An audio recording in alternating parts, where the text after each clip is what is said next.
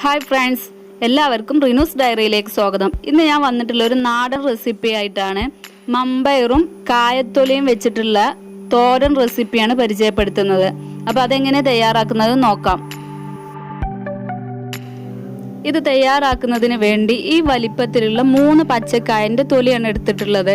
അപ്പോൾ അത് ചെറുതായി നൈസായി കട്ട് ചെയ്തതിന് ശേഷം നന്നായി കഴുകി വെള്ളമൊക്കെ കളഞ്ഞെടുത്തിട്ടുണ്ട്.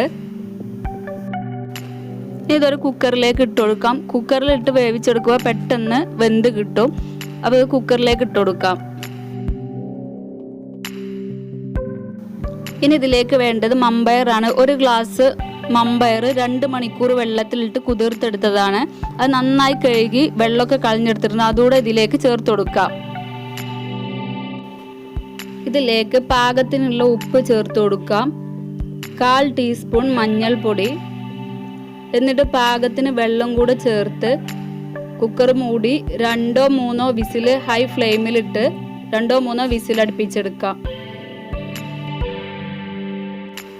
അത് വെന്ത് വരുന്ന സമയം കൊണ്ട് ഒരു 10-12 ചുവന്നുള്ളി ചതച്ചെടുക്കാം.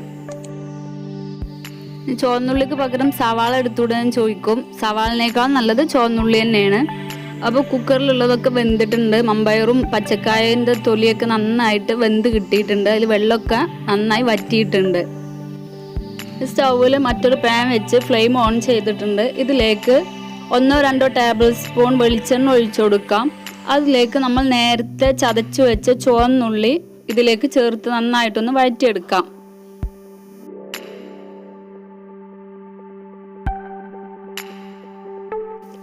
ചെറിയ ഉള്ളി നന്നായി വഴന്ന് വന്നിട്ടുണ്ട്. ഇതിലേക്ക് 1 ടീസ്പൂൺ ഉണക്കമുളക്, അതായത് വറ്റൽ മുളക് ചതച്ചത് ചേർത്ത് കൊടുക്കാം.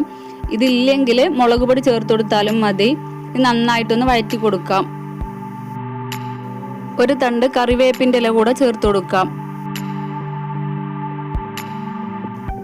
എന്നിട്ട് ഇതിലേക്ക് 2 പിടി ചിരകിയ തേങ്ങ കൂടെ ചേർത്ത് നന്നായിട്ട് ഗോൾഡൻ നിറാവുന്ന വരെ വഴറ്റിയെടുക്കണം.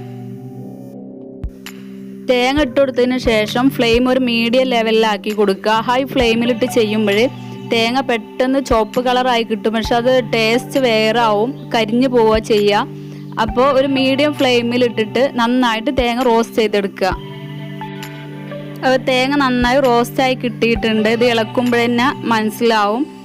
അപ്പോൾ ഇങ്ങനെ ഇത് ഒറ്റയ്ക്ക് കഴിക്കാൻ തന്നെ നല്ല ടേസ്റ്റാണ് കേട്ടോ. ഇനി ഇതിലേക്ക് നമ്മൾ വേവിച്ച് വെച്ച മമ്പയറും കായത്തൊലിയും കൂടെ ഉള്ളത് ഇതിലേക്ക് ചേർത്ത് നന്നായിട്ടൊന്ന് മിക്സ് ചെയ്തെടുക്കാം. ഇതിങ്ങനെ മിക്സ് ചെയ്യുമ്പോൾ തന്നെ ഇതിൻ്റെ ആ ഒരു നല്ലൊരു സ്മെല്ല് ഇങ്ങനെ കിട്ടുന്നുണ്ട്. ഈ ഒരൊറ്റ ഡിഷ് മതി ചോറ് വയറ് നിറയെ കഴിക്കാൻ. അപ്പോൾ മമ്പയറും കായത്തൊലിയും വെച്ചിട്ടുള്ള തോരൻ റെഡി ആയിട്ടുണ്ട്. നിങ്ങൾ ഇതുവരെ ഈ ഒരു രീതിയിൽ ട്രൈ ചെയ്തിട്ടില്ലെങ്കിൽ ഒന്ന് ട്രൈ ചെയ്ത് നോക്കുക. നല്ല ടേസ്റ്റിയാണ്. പിന്നെ നിങ്ങൾക്ക് എല്ലാവർക്കും ഇഷ്ടപ്പെട്ടിട്ടുണ്ടാവുമെന്ന് വിചാരിക്കുന്നു. ഇഷ്ടപ്പെട്ടാൽ ലൈക്ക് ചെയ്യാനും ഷെയർ ചെയ്യാനും മറക്കരുത്. അപ്പോൾ ഇതുപോലെ നിങ്ങൾ വീട്ടിൽ കായൊക്കെ കൊണ്ടുവന്ന സമയത്ത് അതിൻ്റെ തൊലി കളയണ്ട. ഇനി ഇതുപോലെ ഒന്ന് ട്രൈ ചെയ്ത് നോക്കുക. ഇത് മാത്രമല്ല വേറെ വെജിറ്റബിൾ വെച്ചിട്ടും ഈ രീതിക്ക് തന്നെ തയ്യാറാക്കി നോക്കാം.